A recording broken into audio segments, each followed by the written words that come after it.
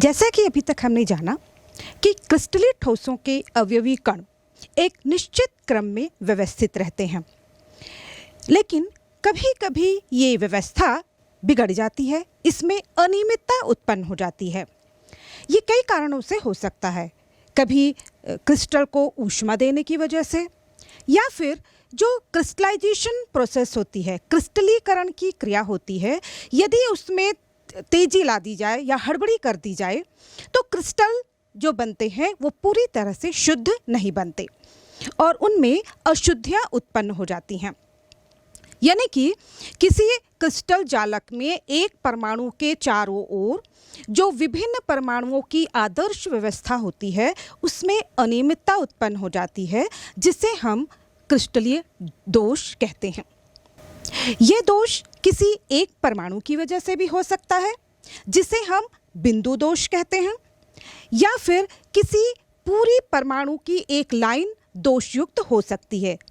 तो आइए सबसे पहले हम बिंदु दोषों का वर्गीकरण जानते हैं। बिंदु दोषों को पुनः 3 वर्गों में बांटा गया है। सबसे पहले स्टोइकियोमेट्रिक दोष, उसके बाद नॉन स्टोइकियोमेट्रिक दोष और तीसरे क्रम पे है अशुद्धता दोष। स्टोइकियोमेट्रिक दोष को पुनः 4 वर्गों में बांटा जाता है। पहला है रिक्तिका दोष, दूसरा है अंतराकाशी दोष, तीसरा है शॉटकी दोष और चौथा फ्रैंकेल दोष। इसी तरह से जो नॉन स्टोइकियोमेट्रिक दोष हैं उन्हें भी 2 वर्गों में बांटा गया है, धातु आधिक्य दोष और धातु न्यूनता दोष। इसके बाद आएंगे अशुद्धता दोष। तो सबसे पहले हम स्टोइकियोमेट्रिक दोषों के बारे में विस्तार से जानते हैं। स्टोइकियोमेट्रिक दोषों को ऊष्मागतिकी दोष भी कहा जाता है, क्योंकि ये दोष प्रायः क्रिस्टलीय जालक को या क्रिस्टल को ऊष्मा देने पर उत्पन्न होते हैं। इसमें जो पहला दोष है वह है रिक्तिका दोष। इस प्रकार के दोष में क्रिस्टल जालक में से कुछ परमाणु क्रिस्टल जालक को छोड़कर बाहर निकल जाते हैं, जिसकी वजह से क्रिस्टल जालक के अंदर कुछ रिक्त स्थान बन जाते हैं और इसीलिए इस प्रकार के दोष को रिक्तिका दोष कहा जाता है। अब जैसे आप समझ गए कि जब कुछ परमाणु क्रिस्टल जालक से बाहर निकल जाएंगे तो उसके घनत्व पर क्या प्रभाव होगा। इनका घनत्व, इसकी वजह से क्रिस्टल लैटिस का जो क्रिस्टल जालक का घनत्व होता है वह कम हो जाता है, लेकिन यहाँ पर इनकी जो उदासीनता होती है वह बनी रहती है। दूसरे प्रकार का जो दोष है वह है अंतराकाशी दोष। अंतराकाशी दोष में जो क्रिस्टल लैटिस में बंधे हुए निश्चित क्रम में जो बंधे हुए परमाणु होते हैं उनमें से कुछ परमाणु निकलकर अंतराकाश में चले जाते हैं, जिसकी वजह से ये दोष उत्पन्न होता है। क्योंकि परमाणु निकलकर केवल अंतराकाश में गया है, यह क्रिस्टल लैटिस से बाहर नहीं गया है, इस वजह से क्रिस्टल जालक के घनत्व में कोई परिवर्तन नहीं होता है और साथ ही साथ क्रिस्टल जो है वह उदासीन बना रहता है। इस प्रकार के जो दोनों दोष हैं वह नॉन आयनिक कंपाउंड में, अनआयनिक कंपाउंड में पाए जाते हैं। अब इसके बाद हम देखते हैं तीसरे प्रकार का दोष, शॉटकी दोष। इस जो शॉटकी दोष और फ्रैंकेल दोष हैं यह आयनिक कंपाउंड में देखने को मिलते हैं, जो कि क्रिस्टल जालक धन आयनों और ऋण आयनों से बने होते हैं। जब ये शुद्ध अवस्था में होते हैं तो धन आयनों और ऋण आयनों की संख्या बिल्कुल बराबर बराबर होती है। जब शॉटकी दोष है उस प्रकार के दोष में एक धनायन और एक ऋणायन अपना स्थान छोड़कर क्रिस्टल लैटिस से बाहर चला जाता है। ऐसी स्थिति में आप देखिए कि चूंकि क्रिस्टल लैटिस से 2 आयन बाहर चले गए हैं तो यहाँ जो क्रिस्टल लैटिस का घनत्व है वो कम हो जाएगा, लेकिन चूंकि धन आयन और ऋण आयन दोनों बाहर निकले हैं इसलिए अभी भी क्रिस्टल लैटिस की उदासीनता बनी होती है और साथ ही जो इनकी विद्युत चालकता होती है इस पर कोई प्रभाव नहीं पड़ता है। इस प्रकार का यदि हम दोष देखें तो हमें जो sodium chloride potassium chloride, caesium chloride और साथ ही साथ सिल्वर ब्रोमाइड में यह दोष हमें देखने को मिलता है। इसके बाद हम देखते हैं फ्रैंकल दोष। फ्रैंकल दोष में जो धन आयन है, क्रिस्टल लैटिस में जो धन आयन होता है वह निकलकर क्रिस्टल जालक के ही अंतराकाशी स्थल पर चला जाता है, और चूंकि यहाँ पर आयन बाहर नहीं गया है, इस वजह से यहाँ पर क्रिस्टल लैटिस के घनत्व में कोई परिवर्तन नहीं होता है और साथ ही साथ इसकी उदासीनता भी बनी रहती है। इस प्रकार का दोष सिल्वर क्लोराइड, सिल्वर ब्रोमाइड तथा जिंक सल्फाइड में देखने को मिलता है। यहाँ पर आप देखेंगे कि सिल्वर ब्रोमाइड दोनों प्रकार के फ्रैंकल तथा शाटकी दोनों दोषों को प्रदर्शित करता है। साथ ही साथ एक और बात जो हम देखेंगे, शाटकी और फ्रैंकल त्रुटि में इनकी कंडीशन क्या होनी चाहिए। तो जो शाटकी दोष है वो उन क्रिस्टलों में पाया जाता है जिनमें धन आयन तथा ऋण आयन की साइज बराबर बराबर होती है। जैसे कि हम देखें सोडियम और क्लोराइड, इसमें सोडियम धन आयन, चूंकि हम जानते हैं यह प्रथम वर्ग का तत्व है और इसकी साइज बड़ी होती है, और साथ ही साथ जो क्लोरीन जो है वह ऋण आयन है और इसलिए दोनों की साइज बराबर होती है। जबकि जो फ्रैंकल दोष है उसमें धन आयन की साइज ऋण आयन की तुलना में काफ़ी छोटी होती है, और यही वजह है कि धन आयन अपना स्थान छोड़कर अंतराकाशी स्थान पर चला जाता है। साथ ही साथ जो शॉटकी दोष है उसमें धन आयन या ऋण आयन की कोऑर्डिनेशन नंबर उच्च होती है। कोऑर्डिनेशन नंबर हमने जाना बच्चों, जो धन आयन जितने ऋण आयनों से घिरा होता है या फिर ऋण आयन जितने धन आयनों से घिरा हुआ होता है। तो शाटकी दोष में धन आयनों और ऋण आयनों की जो कोऑर्डिनेशन नंबर है वो उच्च होती है, जबकि फ्रैंकल दोष में कोऑर्डिनेशन नंबर कम होती है। तो इस तरह हम दोनों शाटकी तथा फ्रैंकल दोषों में अंतर कर सकते हैं। शॉटकी दोष में भी हम देख रहे हैं कि यहाँ पर रिक्ति उत्पन्न होती है और रिक्ति की वजह से यहाँ पर धन आयन और ऋण आयनों की जो चालकता है उसमें वृद्धि हो जाती है, उनके मूवमेंट में वृद्धि हो जाती है, जिससे कि फ्रैंकल दोषों के बावजूद भी क्रिस्टल लैटिस में विद्युत चालकता बढ़ जाती है। स्पष्ट है जिनमें आयनिक गुण ज़्यादा होता है, ऐसे आयनिक क्रिस्टल्स जिसमें कि आयनिक गुण ज़्यादा होता है, यानी कि जिनकी ऋण विद्युतताओं में ज़्यादा अंतर होता है, उनमें शाटकी दोष देखे जाते हैं। यदि हम फ्रैंकल दोष की बात करें तो चूंकि इसमें धन आयन छोटा होता है तथा ऋण आयन बड़ा होता है, और धन आयन हम जानते हैं जितना छोटा होता है उसका ऋण आयन को पोलराइज करने की, ध्रुवित करने की या विकृत करने की क्षमता उतनी ज़्यादा होती है, जिससे कि इसमें सहसंयोजन गुण बढ़ता है। और इस आधार पर हम कह सकते हैं कि जिनमें आयनिक गुण कम पाया जाता है ऐसे क्रिस्टल जालकों में फ्रैंकल दोष देखने को मिलते हैं। आइए अब हम जानते हैं अशुद्धता दोष के विषय में। यदि सोडियम क्लोराइड को कुछ मात्रा में स्ट्रांशियम क्लोराइड के साथ गलित किया जाए, मेल्ट किया जाए और फिर इन्हें पुनः क्रिस्टलीकृत किया जाए, तो इस प्रकार से जो क्रिस्टल बनते हैं उसमें स्ट्रांशियम के द्वारा कुछ सोडियम के स्थानों को ग्रहण कर लिया जाता है, और हम जानते हैं कि स्ट्रांशियम द्विसंयोजी होता है, अतः एक स्ट्रांशियम का जो आयन है वह दो सोडियम के आयनों को या दो सोडियम को अपने स्थान से विस्थापित कर देता है। लेकिन सोडियम चूंकि एक ही सोडियम के स्थान पर ग्रहण करेगा, इसलिए एक सोडियम का स्थान रिक्त रह जाता है, और इस तरह से यहाँ पर जो रिक्तियाँ होती हैं, रिक्तियों की जो संख्या होती है वह स्ट्रांशियम आयनों की संख्या के बराबर होती है। तो इस प्रकार के जो दोष है उसे हम अशुद्धता दोष कहते हैं। इस प्रकार का दोष हमें कैडमियम क्लोराइड और सिल्वर क्लोराइड के मिश्रण को गलित करके और फिर उन्हें पुनः क्रिस्टलीकृत करने पर भी हमें प्राप्त होते हैं। अब इसके बाद हम देखते हैं नॉन स्टोक्योमेट्रिक दोष। नॉन स्टोक्योमेट्रिक दोष वो दोष होते हैं बच्चों जिसमें कि धन आयन और ऋण आयन का जो अनुपात है या अवयवी कणों का जो अनुपात है वैसा नहीं होता जैसा कि उनके फॉर्मूला सूत्र में दिखता है। जैसे हम सोडियम क्लोराइड की बात करें तो सोडियम और क्लोराइड में सोडियम और क्लोराइड का जो अनुपात है 1:1 है। यदि मान लीजिए 100 सोडियम आयन है तो 100 ही क्लोराइड आयन होंगे। लेकिन जो नॉन स्टोक्योमेट्रिक दोष होता है इसमें इनका जो आदर्श अनुपात है वह परिवर्तित हो जाता है और इसीलिए इस प्रकार के दोष को हम नॉन स्टोक्योमेट्रिक दोष कहते हैं। ये दोष जैसे हमने देखा 2 प्रकार से होता है। एक तो है धातु आधिक्य दोष और दूसरा है धातु न्यूनता दोष। सबसे पहले देखते हैं धातु आधिक्य दोष।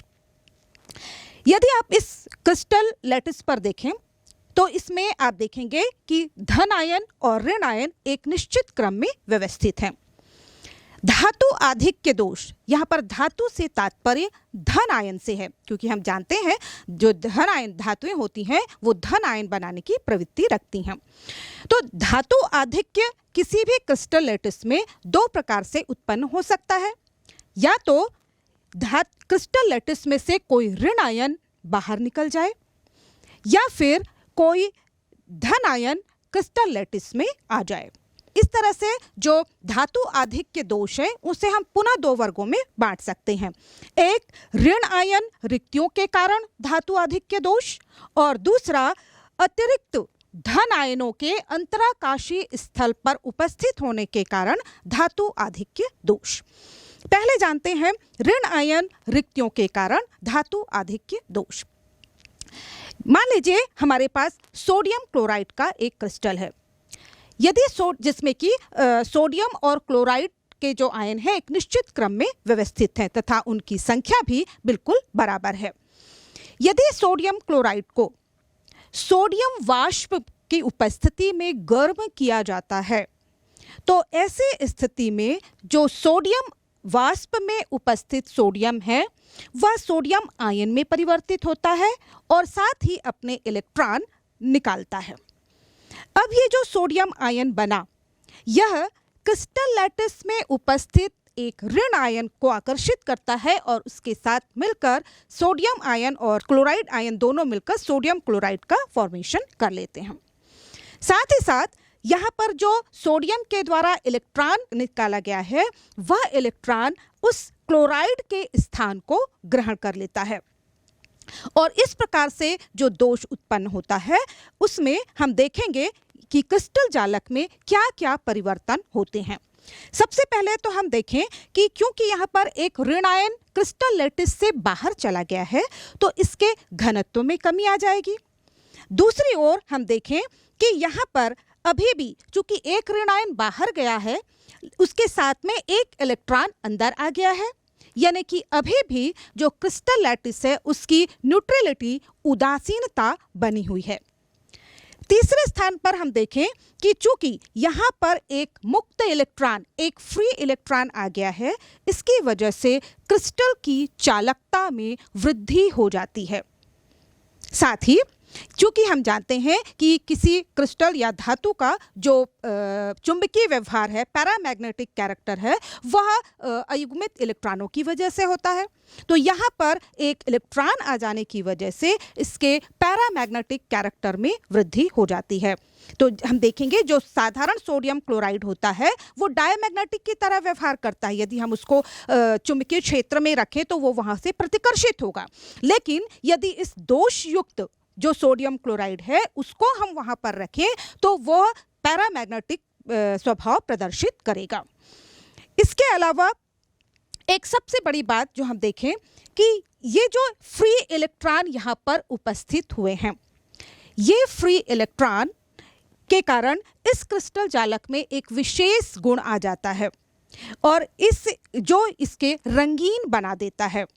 ये हम जानते हैं कि सोडियम क्लोराइड सामान्य तौर पर सफ़ेद रंग का होता है, लेकिन इस दोष के कारण सोडियम क्लोराइड पीले कलर येलो कलर का दिखाई देने लगता है। वो इसलिए होता है, और इस प्रकार का जो केंद्र है, इलेक्ट्रॉनों का जो केंद्र है, उसे एफ सेंटर या फार्बन सेंटर कहा जाता है। ये फ्रेंच भाषा का शब्द है फार्ब, जिसका अर्थ होता है रंग। तो ये जो एफ होते हैं, इस मुक्त इलेक्ट्रॉन होते हैं, वो एफ केंद्र का निर्माण करते हैं, जिसकी वजह से इस क्रिस्टल जालक को एक विशेष रंग प्राप्त होता है।